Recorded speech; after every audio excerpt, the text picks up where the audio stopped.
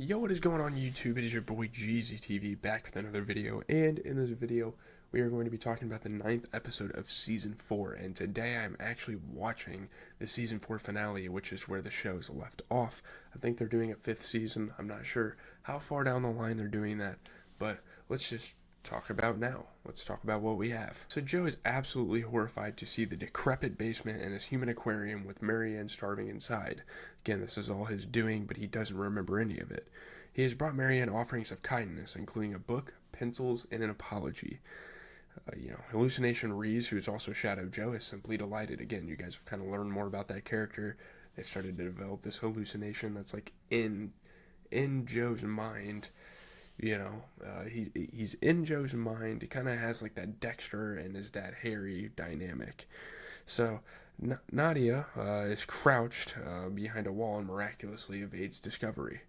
When Joe leaves, she and Marrienne hatch an elaborate plan to kill Joe that involves ketamine, courtesy of Edward, the boyfriend/drug dealer.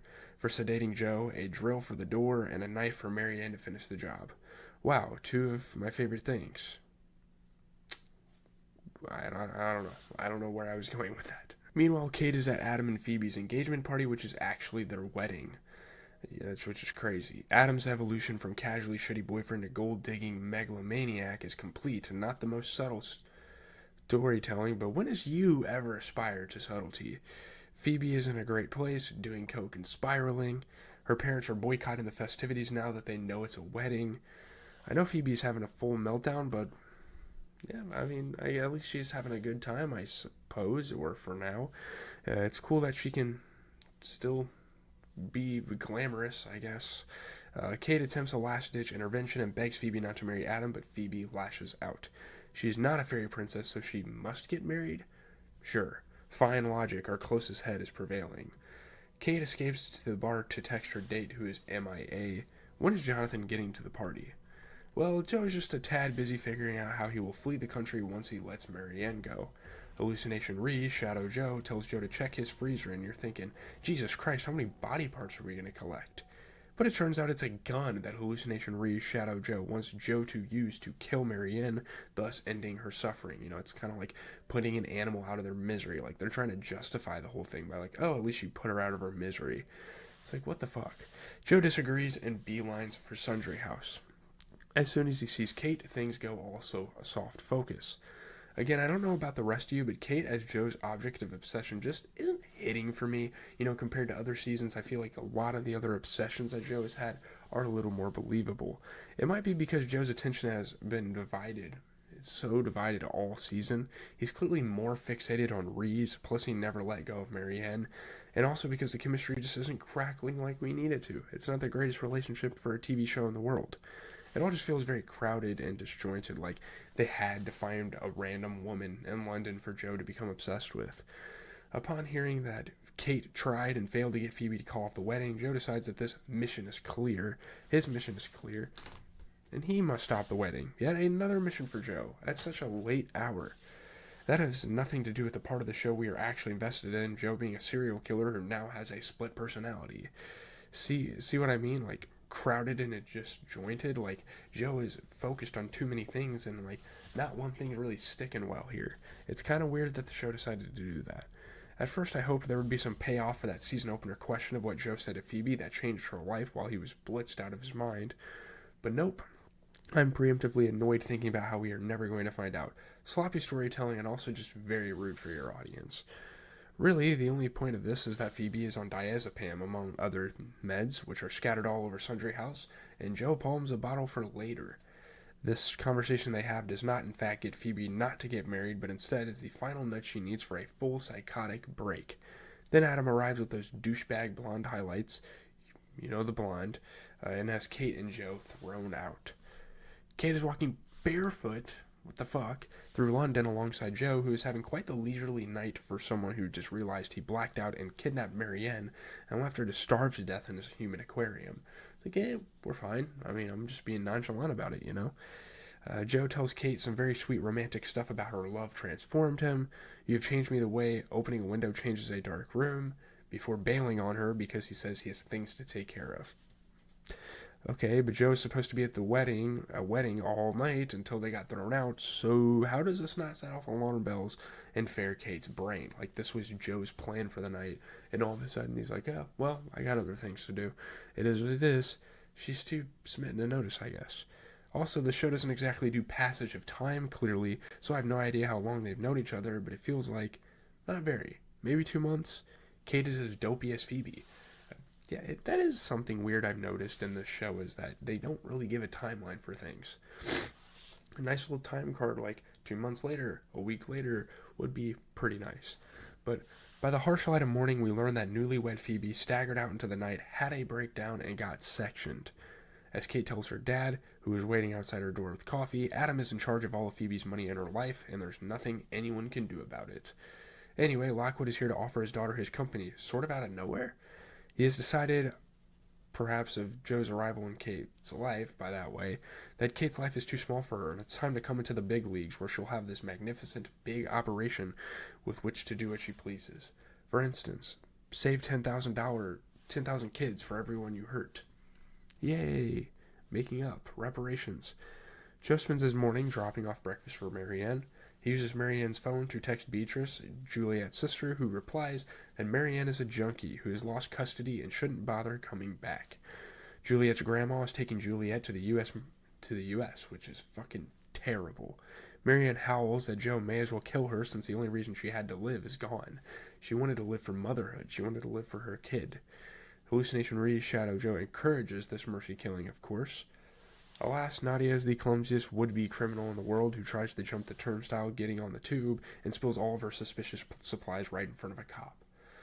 You just put your money on your Oyster card? I mean, come on, man. But no, instead she gets arrested. It's like, what are we doing? Nadia just completely sells right there. Joe decides it would be a great idea to take a handful of diazepam to shut up his shadow self until the morning.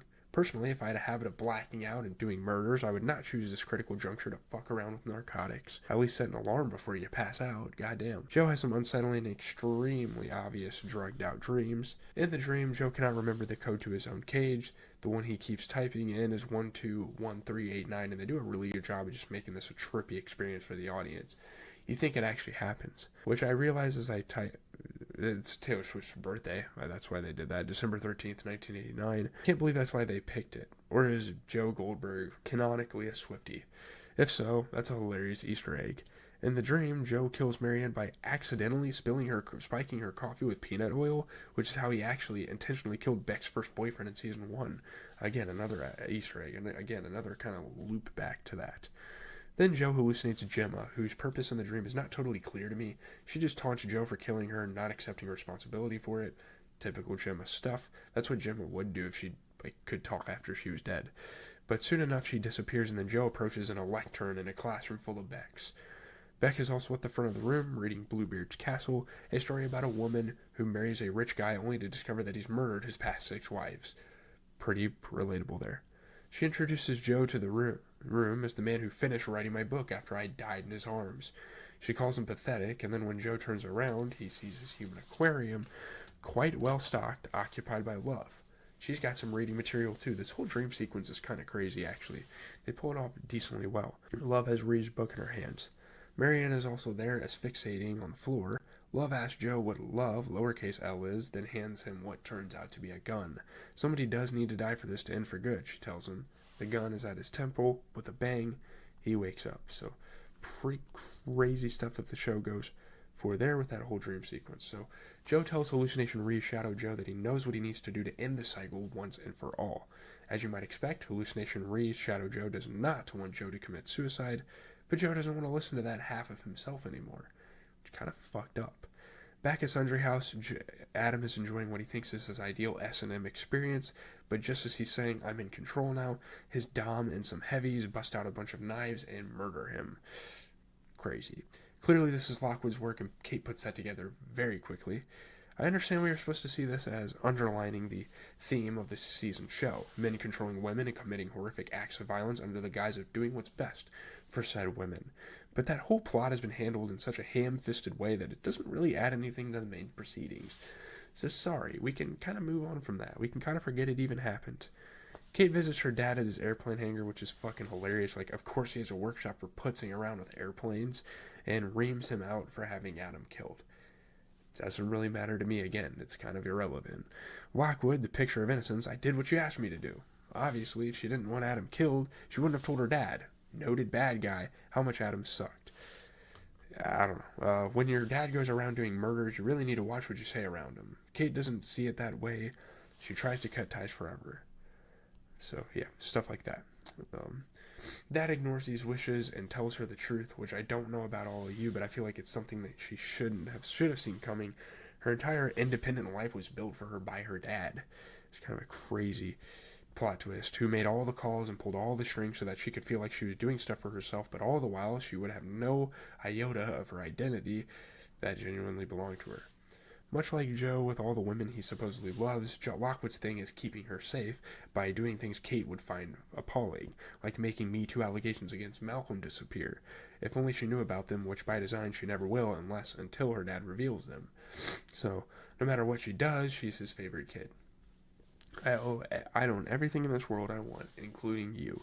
The best part of this whole scene is when Kate leaves and her dad calls after her. I want you to drive careful though, okay? A+ line reading. Greg Kinnear is great there.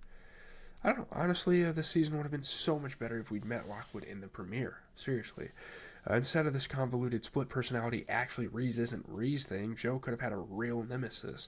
A man who could out Joe over the very woman Joe was trying to court and protect. Think about how gothic horror twisty would have been for Joe's arrival for Kate's heart to be Kate's dad, and for Joe to see what the end game of his life will be like if he keeps on like this. It would shatter his fantasy that there's some end to this behavior, some final act of violence that would be enough. Because nothing will ever be enough. Guys like this don't change. But instead, oh well, we got 5 episodes of murders about rich people who weren't interesting enough to stay at the White Lotus, committed by Joe in a fugue state, while conscious Joe dithered around chasing his own tail. Real missed opportunity. So back in town, Nadia gets released from the police station. Her boyfriend's been patiently waiting for her outside with a backpack of ketamine, plus he helped her make bail. He's so devoted that she is so distracted. No way both of them survive the season. They are too pure.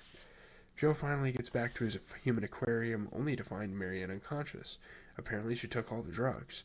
My hunch is she pretended to take those drugs and is faking it, like how she faked being unconscious when he brought her down here in the first place. Full circle fakery. Hallucination Re, Shadow Joe is taking Marianne's death at face value and is just thrilled.